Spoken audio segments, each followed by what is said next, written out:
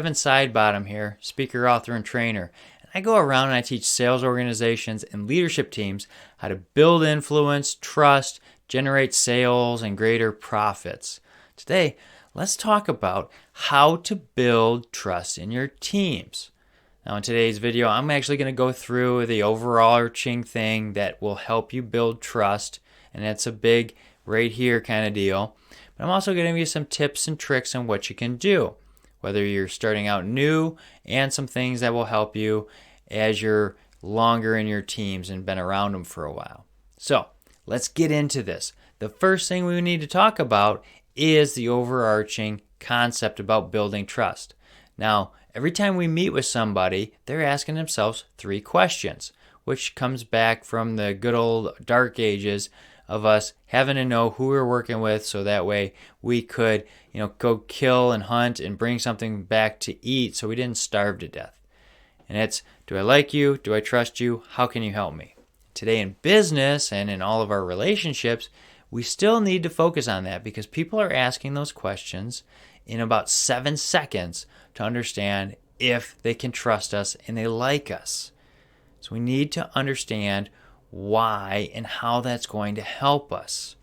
Well, the main reason is, again, they need to know that they're valued and that they can trust us and work with us, or else they need to go find somebody else that can help them and trust them and move forward. If we're not willing to do that and we're only out for our own gain, well, guess what? We're going to be alone real quick. So the overarching concept is we need to value people. Yes, that's right. We need to value here and be intentional here. So that way they understand that they're valued and that we're trying to help them and add value. I mean, that's basically the way I do these videos, is to add value and help people because I care about people. What I learned when I first got into sales is, hey, you need to have rapport with people. They got to like you before they're going to move forward with you. And back when I first started in sales, it was basically find something around the room that you guys have in common, talk about it, you get common ground. Great, you have rapport, they like you. Now let's move forward. Well, rapport is actually a little bit deeper than just, well, let's find something to talk about. Rapport is actually about valuing people. And I learned this from Dale Carnegie training, and it was a fantastic training. But it's all about caring about people, wanting to learn more. Every interaction we have. What can we learn today that we didn't know tomorrow about somebody? It's not all about getting this task, that task, and this task done. I've done the predictive index, and I am a task-driven kind of person. I have to work daily on how to build and add value to people and understand people and not just focus on the task, but on the relationship. I have to do that with my kids, my wife, everybody I interact with, because I have to be focused that. It's quick and easy to get through a task and check it off and feel successful, but I'll tell you what, people don't remember what you did, but they'll always remember how you made them feel. Okay? Just look at the past president. I mean, he didn't get voted for because they didn't like him for the most part. That was a lot of what people actually said. I don't like him, I'm going to vote for the other guy. And I mean, if you look at a lot of the successful presidents, it was always about how they made you feel. Okay? So we need to make sure that everybody knows how we feel about them and that we value them, or else they're not going to build trust. Now, how do we do that?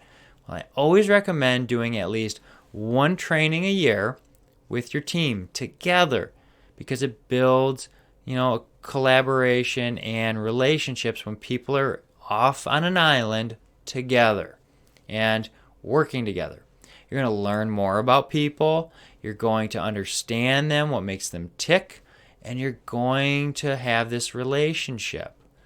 And now, especially in business, we need to have these kind of relationships because we're working with each other about 8 hours a day, sometimes more, just to build the cohesiveness and getting things done. And if we can't trust our teams, well, now it puts more onus on ourselves. So it behooves us to want to have a trusting environment with our team. Okay?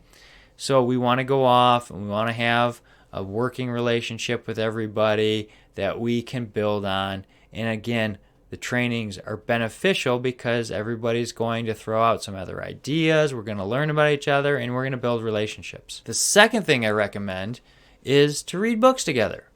And that's right, the boring thing called reading books. Now, I've always hated reading books because, well, I'm a slow reader. What I found is I can read about 12 books a year, and I've done so for the past decade by reading 10 pages a day. Well, 10 pages a day gets you about 300-page book a month.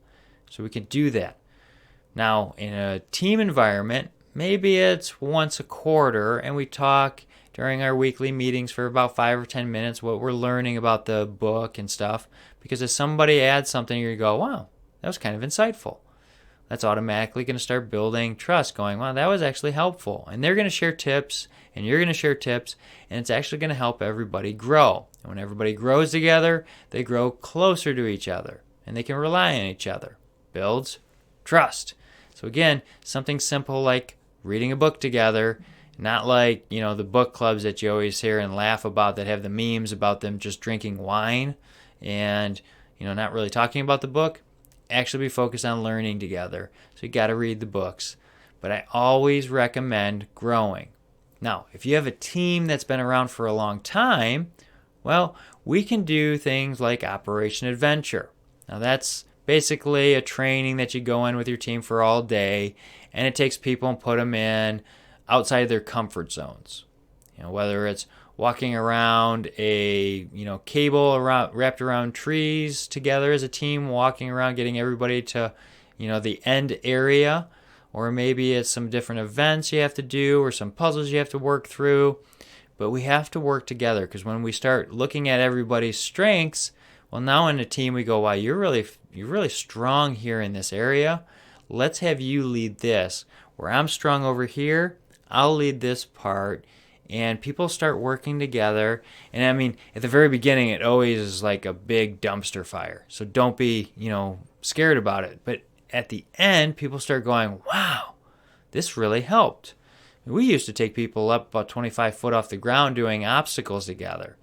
Where you'd pit like someone who's like 4'11", maybe 100 pounds, up to someone who's like 6'5", 250. And they'd literally have to lean into each other to accomplish some of the tasks. Even these game rooms, or the breakout rooms that they have now where you have to go and do different tasks together, well, those are very beneficial. So you can even do those things now that they didn't have back then. You got to be focused on building relationships in the teams and growing together. These kind of environments that get you kind of off site and you're investing in the team will build those bonds. All right. So if you have any questions, feel free to reach out to me. If this video was helpful, like, share, send it out to other people, help them, see if this gives them some insight as well. And as always, I'm here to help you. We'll see you next time.